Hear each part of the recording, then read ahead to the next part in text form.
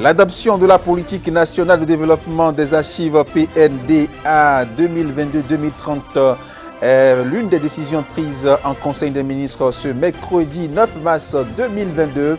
Vous suivrez le point dans cette édition.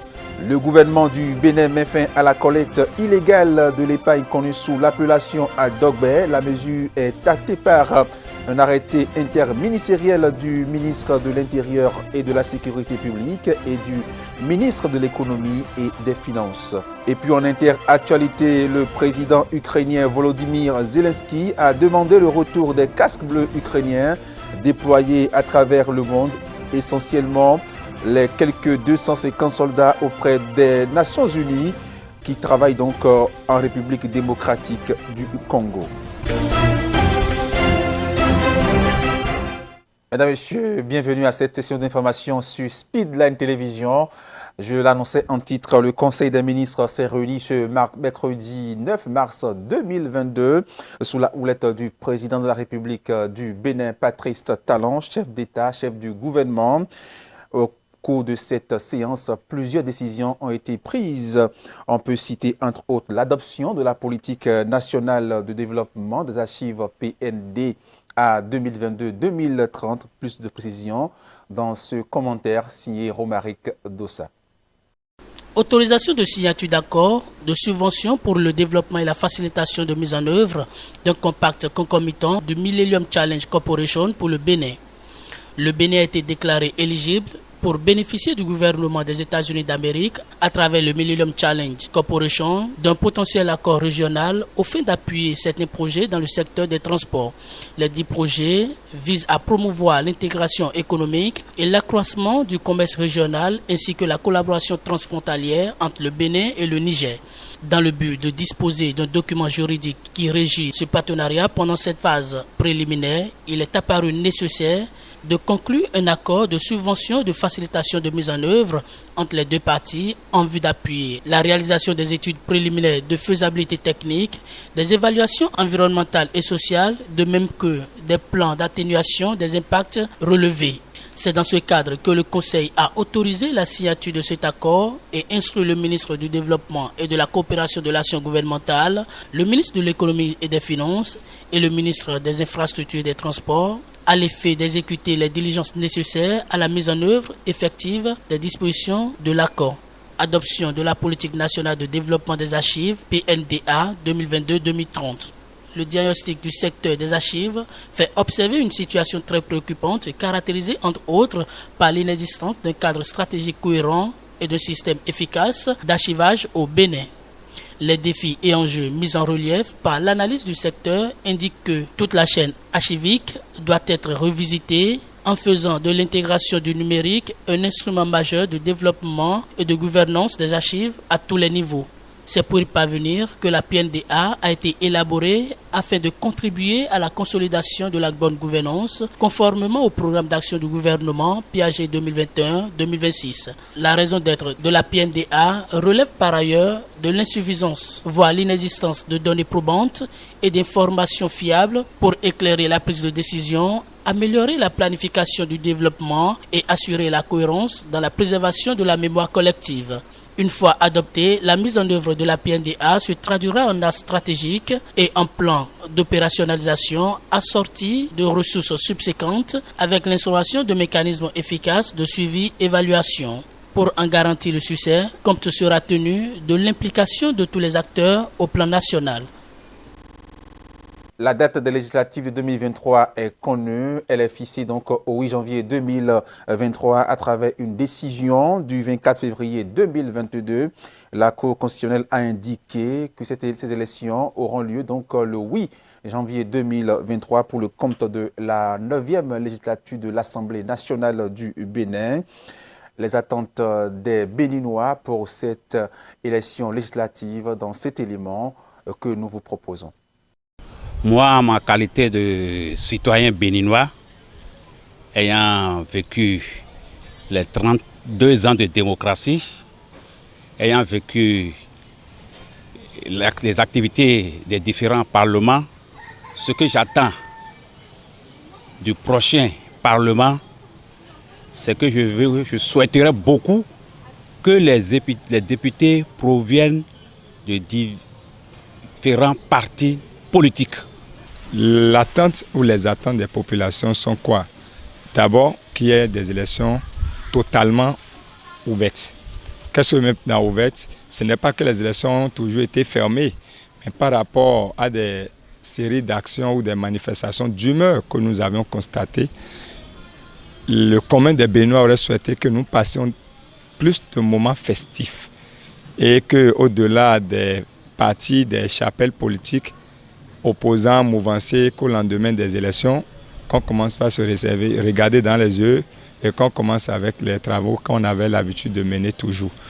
Je souhaite avoir un Parlement avec des députés ayant des visions différentes de la chose politique au Bénin. C'est ceci qui va contribuer à instaurer un bon débat au Parlement tel que nous en avons envie aujourd'hui, parce que nous avons soif de ça. Il faut dire que la législature sortante nous a sevré des débats intéressants, des débats poignants que nous admirons, nous Béninois.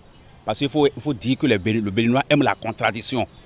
Et c'est de la contradiction que jaillissent les idées pour la construction de ce pays. Donc je souhaite vivement qu'on fasse tout pour qu'on ait un Parlement multicolore. Ça me tient vraiment à cœur. On aurait voulu aussi, déjà la correction de la LEI est déjà de mise. Désormais, on va apurer l'ancienne liste, c'est confié à la NIP. Déjà, des voix montent pour demander, d'après les réformes, si on peut encore essayer de voir si c'est une loi exceptionnelle pour faire inclure dans ces participants ou ces organisateurs des élections les forces qui n'étaient pas de mise. Le nombre des partis politiques de l'opposition ne sont pas représentés dans des instants des élections. Et moi, quelle que soit ma chapelle en tant que citoyen, j'aurais voulu que, si on peut encore, parce que créer l'unanimité autour des gens, ça diminue les foyers de tension. Si on peut arriver à ces minima, je pense que les élections peuvent se dérouler dans de bonnes conditions. L'appel aux citoyens, c'est d'être toujours tolérants, d'œuvrer pour le pacifisme, quel qu'en soit ce qu'on va nous apporter, quelles qu'en soient les provocations auxquelles nous serons soumises pour les prochaines élections, chacun n'a qu'à garder son calme et que tout se passe dans le calme et la paix. Le gouvernement met fin à la tontine illégale de l'épargne connue sous l'appellation Adogbe. Elle avait été déjà interdite dans certaines localités du Bénin par des autorités locales, mais cette fois-ci, c'est sur toute l'étendue du territoire national que cela a été interdit. Donc, la mesure a été hâtée par un arrêté interministériel signé par le ministre de l'Intérieur et de la Sécurité publique et celui donc des Finances et de l'Économie. Cette décision est la bienvenue selon donc la majorité des Béninois rencontrés dans les rues de Cotonou ce matin par Romaric Dossa. Bon, c'est une bonne idée de la part du gouvernement pour l'interdiction. Et ça va favoriser la tâche aux populations. Après les cotisations, à un moment donné, à la fin des fêtes, ils espèrent récupérer les sous avec les biens en retour. Mais à des moments donnés, d'autres responsables de ces structures sont devenus du sel porté disparaître dans la sauce, c'est-à-dire disparaître avec les sous. L'arrestation d'Adogbe là, moi je suis très content parce que c'est depuis hier que j'ai appris qu'ils ont arrêté ces gens d'Adogbe. Bon, il y a les malfaiteurs qui sont dans la ville, qui ont des 4 dans la main, qui disent que par jour 500 ou soit par jour 1000 francs. À la fin de l'année, bon, ils vont partager ces genres de choses que tu as choisies. Mais à la fin de l'année, on attend les explorations, on ne les voit plus. Quand on appelle les numéros, souvent on nous dit qu'ils ont des problèmes. Bon, pour l'interdiction de Adogbe, la décision que l'État a prise, c'est très bonne. C'est très bonne. Ça arrange la population parce qu'il y a des brebis galeux parmi ces gens-là.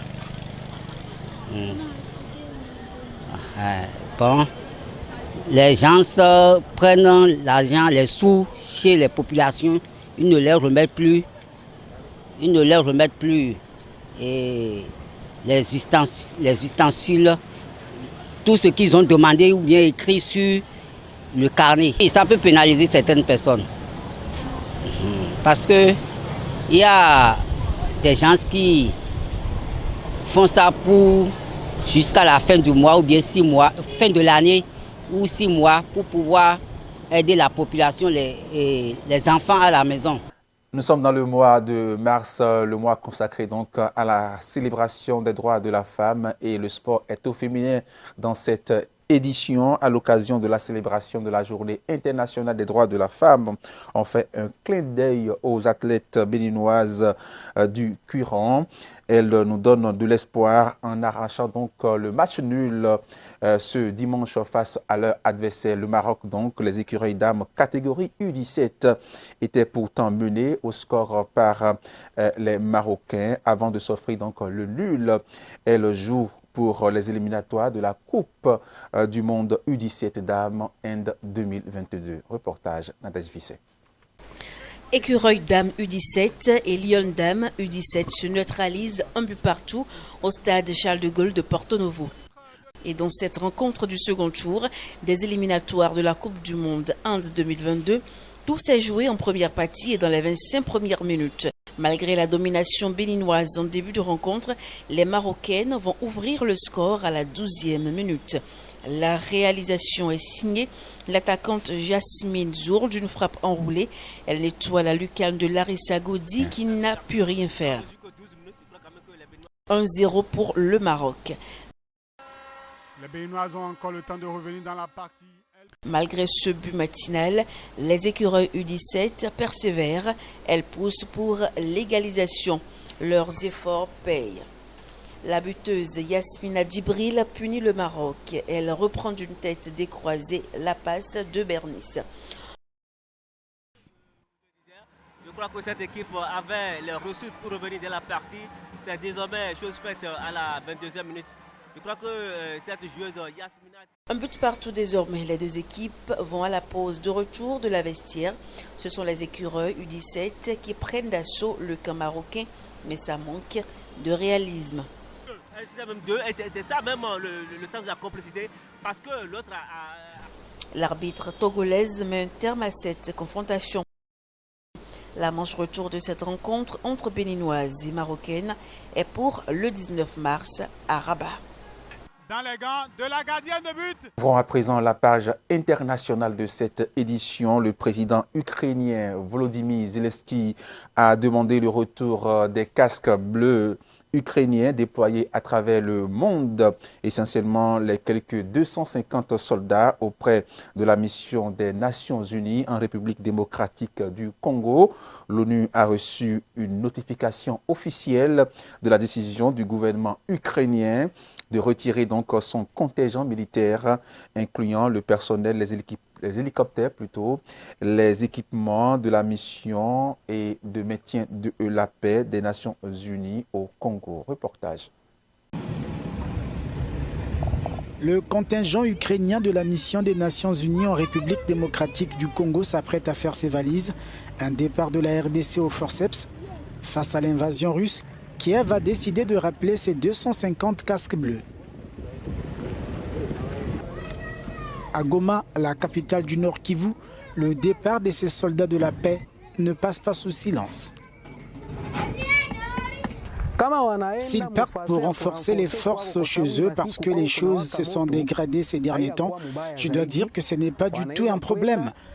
Ils peuvent partir pour trouver une solution chez eux parce que ce n'est pas si important d'être avec nous en RDC, alors que ça brûle chez eux. Nous allons continuer à prier pour eux, pour que cette guerre prenne fin, parce que tout ce qui a un début a une fin. Nous ne voulons pas que cette guerre persiste. Même si chez nous en RDC, la guerre continue, mais nous ne voulons pas cela. Avec l'aide de Dieu, cette guerre prendra fin. Pour beaucoup, cette annonce est un non-événement. Les forces de la MONUSCO étant accusées d'inertie face aux groupes armés actifs dans la région.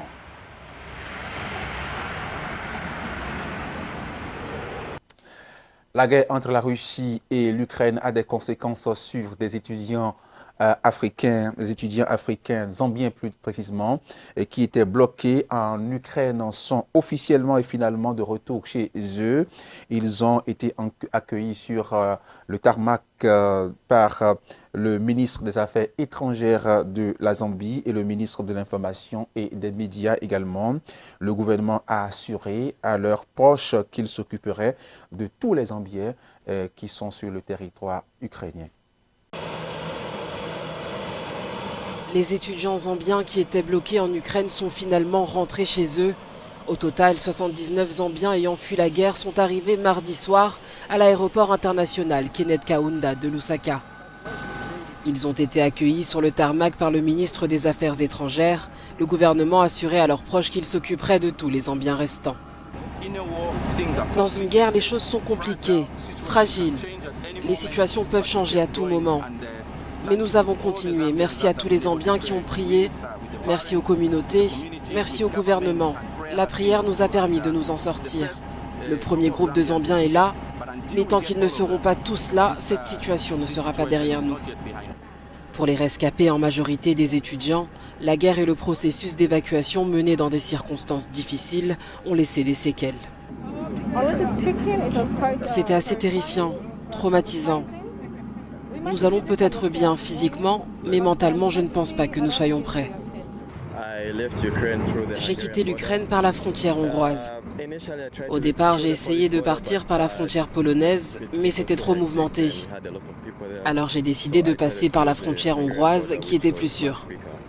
Environ 95 ressortissants, pour la plupart des étudiants, devaient rentrer en Zambie, mais 16 d'entre eux ont choisi de rester en Pologne après avoir fui la ville ukrainienne de Soumy, encerclée par les forces russes. L'actualité en Russie continue de faire donc la une de toutes les éditions. Les troupes russes ne sont qu'à une quinzaine de kilomètres de Kiev. Au 14e jour de l'invasion de l'Ukraine, les forces russes encerclèrent au moins 4 villes ce mercredi, alors que Kiev, toujours sous le contrôle ukrainien, se prépare donc à un assaut final. Les troupes russes poursuivent inexorablement leur avancée vers Kiev. 2 semaines après le début de l'invasion de l'Ukraine, les colonnes de chars ne se trouveraient plus qu'à une quinzaine de kilomètres de la capitale. En parallèle, la Russie continue ses bombardements, notamment sur les villes de Vinnytsia au sud-ouest de Kiev et Malyn à l'ouest. Face au déluge de feu, le président Zelensky insiste pour que les Occidentaux envoient au plus vite des avions de chasse à l'Ukraine, à commencer par les MiG-29 proposés par Varsovie. Une offre déclinée par les États-Unis qui évoque le risque d'une escalade du conflit. Sur ces images satellites, l'activité militaire en cours à Kiev et dans ses environs, ainsi que certains des dégâts causés par les frappes aériennes et les tirs d'artillerie. Des dégâts comme ici à Kharkiv, deuxième ville du pays, largement défigurée après plusieurs jours de bombardement, mais toujours sous contrôle ukrainien selon les autorités locales. Ces attaques ont fait un nombre indéterminé de morts des deux côtés, dont de nombreux civils. L'ONU fait état de 474 Ukrainiens tués. L'Ukraine parle, elle, de 2000 morts, dont 41 enfants. Des enfants qui payent le prix fort de cette guerre. Un hôpital pédiatrique a été bombardé ce mercredi à Mariupol, dans le sud-est du pays, faisant plusieurs blessés. Le président ukrainien parle d'atrocités et appelle une nouvelle fois les Occidentaux à instaurer une zone d'exclusion aérienne. Ce jeudi, la diplomatie tentera de reprendre ses droits avec une rencontre annoncée en Turquie des chefs de la diplomatie russe, ukrainienne et turque.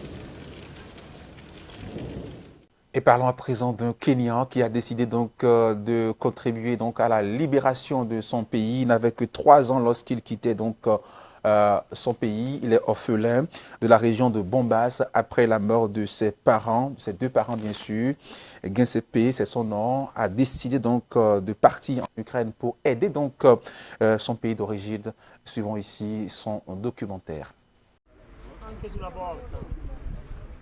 Giuseppe ne peut pas se souvenir de la dernière fois qu'il a été en Ukraine. Il n'avait que 3 ans lorsqu'il a quitté un orphelinat de la région du Donbass après la mort de ses 2 parents.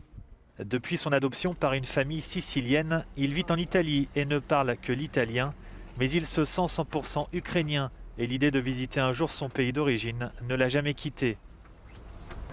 C'est à Milan que Giuseppe prépare son retour en Ukraine pour la première fois depuis 25 ans. Un voyage bien différent de celui qu'il avait imaginé. Son pays est en guerre et il est déterminé à le défendre. Je ne peux pas rester à la maison à regarder la télévision et à ne rien faire pour aider mes concitoyens. Je sais que je pourrais être tué parce qu'il y a la guerre et les bombardements. Mais je pense que cela vient de mon ADN, de mon côté ukrainien. La photo de son passeport est l'un des rares et des plus anciens souvenirs de son enfance ukrainienne. Giuseppe a fait une demande pour devenir un combattant étranger et il est prêt à rejoindre l'armée locale. Mais il ne pourrait s'engager dans une telle mission sans l'aide de Dorine, qui depuis le début du conflit voyage entre l'Italie et l'Ukraine. Transporter les personnes dans les deux sens tout en apportant des biens essentiels dans mon pays, c'est ce que je fais de mieux. Mais s'ils me disent qu'ils doivent être sur la ligne de front, j'irai me battre. Beaucoup ont rejoint l'armée, mais quelqu'un doit fournir ces biens. Les gens en ont besoin. Sans nourriture, ces hommes ne seraient pas en mesure de se battre. 2 autres femmes participent au voyage. Elles quittent l'Italie pour offrir leur aide. L'une d'elles montre des photos d'enfants qui construisent des barricades dans sa ville. « Je suis prête à prendre les armes si nécessaire », dit-elle. En cours de route, Giuseppe évoque souvent ses parents adoptifs. Les laisser derrière lui n'a pas été un choix facile. Quand j'ai dit au revoir à mon père à l'aéroport, je lui ai promis de revenir. Je lui ai dit, si je ne reviens pas, n'oubliez pas que je vous ai beaucoup aimé, même si vous n'êtes pas mes parents biologiques. Les voyageurs se rapprochent du poste frontière de l'Ukraine. Giuseppe ne sait pas ce qui l'attend de l'autre côté, mais il est heureux de renouer avec son passé et d'offrir son aide à un pays qu'il a dû quitter trop tôt.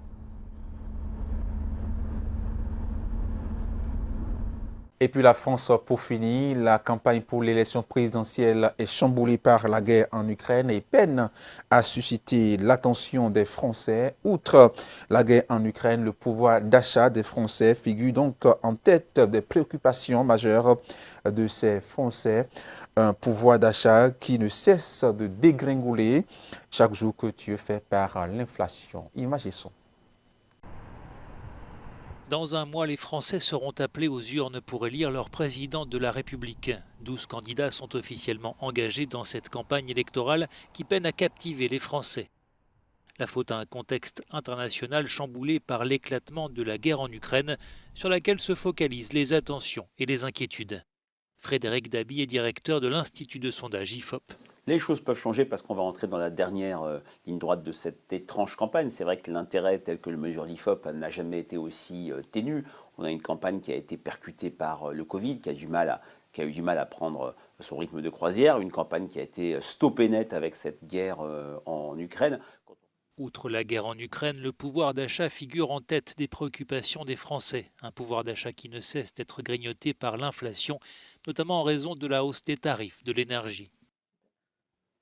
Mais en termes de déterminant du vote, le pouvoir d'achat peut être un enjeu majeur. On le voit, d'ailleurs c'est une conséquence de la guerre, on peut le lier à la guerre en Ukraine. Les Français nous parlent de l'inflation, du coût de la vie, du coût des matières premières, de l'énergie avec des pleins d'essence les litres d'essence qui dépassent les 2 €, 2,20 € à la pompe, tout ça. Parmi les autres préoccupations des Français avant cette présidentielle figure le système de santé qui a montré sa fragilité et ses dysfonctionnements lors de la crise du Covid, ou encore les questions liées à l'environnement et à l'immigration. Mesdames, Messieurs, c'est ici que prend fin cette édition. Merci de l'avoir suivi. Merci également à tous ceux qui nous ont accompagnés dans la préparation, également dans la réalisation de cette 19h30 sur Speedline Télévision. Portez-vous bien et surtout restez fidèles au programme de notre chaîne, de votre chaîne préférée.